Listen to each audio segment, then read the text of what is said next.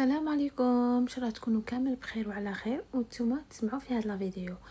اليوم جيتكم بقصتين، نتمنى ان شاء الله يعجبوكم.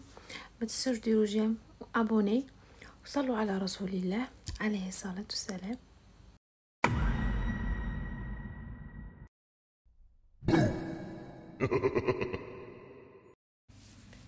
في واحد البلاد عربي، من بعد في الاخر نقول لكم وين كاين فيلا قديمه يسموها الناس الفيلا المسكونه، مبنيه من الثلاثينات، كبيره بزاف وباقيه كما هي بصح خاويه من زمان.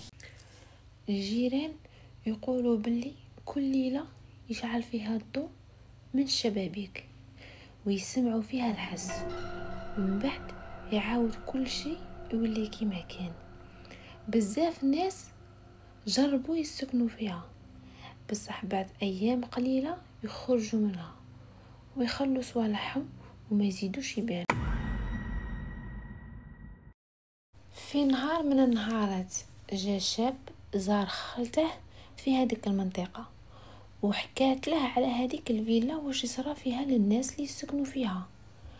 قرر يتحدى الناس المنطقه ويتحدى الخوف تاعه.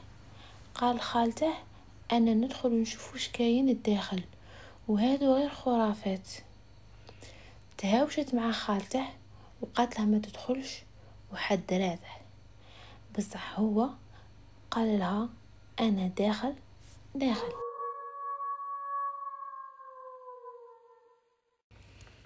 رفدت صوالحه وقال لخالته راني راجع للدار وتهلي في روحك. وهو خلى حتى الناس بدات تروح تصلي المغرب وتأكد باللي ما كاين حتى واحد. ايا راح كي حل باب الدار، الباب دار الحس خاطرش كانت من وين تنبلعه. ودخل لقى كل شيء معفن ومغبر وكلش مغطي بدرة بيض، الحيطان مشقين. قال عادي خاطرش من وين ما كانش لي يسكن فيها. من بعد كمل زاد دخل للصالون، لقى صور معلقين في الحيوط ويبانوا قدام، بصح الصور اللي كانوا معلقين تاع الناس يخوفوا شويه ويبانوا كي شغل راهم يخزروا فيه. ضحك وقال بكري كانوا يتصوروا هكا. ايا راح قعد في واحد الغرفه من الغرف، وجبت ساندويتش وقرعه ما وكاميرا دارها تسجل، وقعد يسجل في روحه ويقول شحال في تاريخ اليوم وشحال راهي الساعه. فات شويه وقت، هنا بدا يسمع واش كانت تقول خالته. بدا يسمع خطوات تاع الناس تمشي في الطابق الثاني.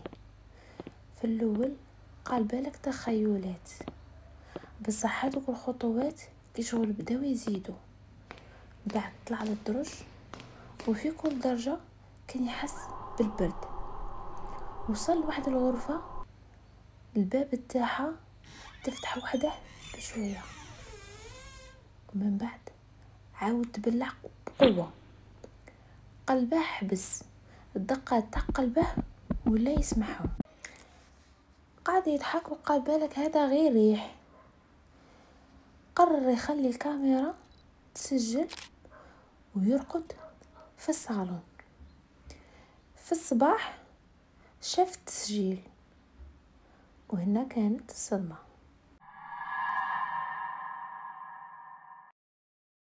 شاف امرأة طويلة لابسة ثوب أبيض واقفة عن راسه وهو كان نايم وغارق في نومه. دقيقة وهي واقفة ما تحركت ما والو، ومن بعد اختفت خطرة واحدة ما ولاتش تبان في الكاميرا.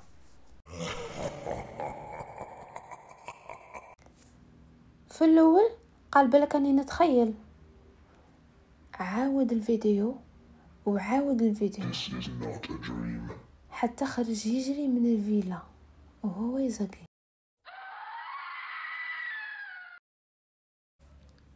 الناس شافوه مي كان خارج من الفيلا ووجهه شاحب وما يجاوب حتى واحد. ومن ذاك النهار الشاب هذاك ولا عايش بالعقل.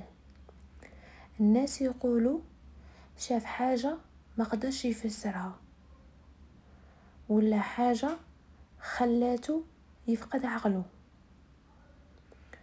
والفيلا باقية إلى يومنا هذا في مصر، في منطقة اسمها على ما أعتقد الزمالك وسط القاهرة. والناس يقولوا هي ما تقبلش الضياف، أي واحد يدخل لها يخرج مختلف، ولا أي واحد يدخل لها يخرج ويخلي صوالحه كيما راهم، وهو يخرج يديه هكا فارغين. وشحال من واحد شاف امرأة واقفة في البالكون من بعد فجأة تعاود تختفي.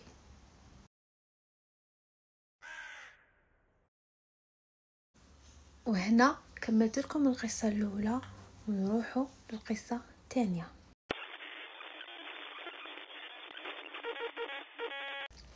كاين طريق يربط بين قريتين، الناس كامل عارفين باللي في الليل واحد ما يلقى يفوت منه. يقولوا باللي في الثمانينات صارت حادثة كبيرة، حافلة عامرة بالناس تقلبت في المنعرج وما نجا منها حتى واحد. من ذاك النهار اللي يفوت منها في الليل يشوف نفس المشهد، مرأة لابسة غوب حمراء توقف في وسط الطريق وتريش بيدها باش يحبسوا لها. من يبغوا يحبسوا فجأة تختفي ما يلقوهاش. واحد السائق حكى قال ما كانش على بالي بهاد الحكايه، وفت في هذاك الطريق وشفت هذيك المراه وقفت لي في الطريق وفجأة اختفت. وشويه قعدت نسمع في الصراخ تاع الناس وصوت كيما صوت الحادثه. ومن ذاك النهار ما عاودش فت من تماك في الليل. حتى اليوم اللي يفوت من هذاك الطريق كاين اللي يشوف نفس الشيء، كاين اللي ما يبان له والو.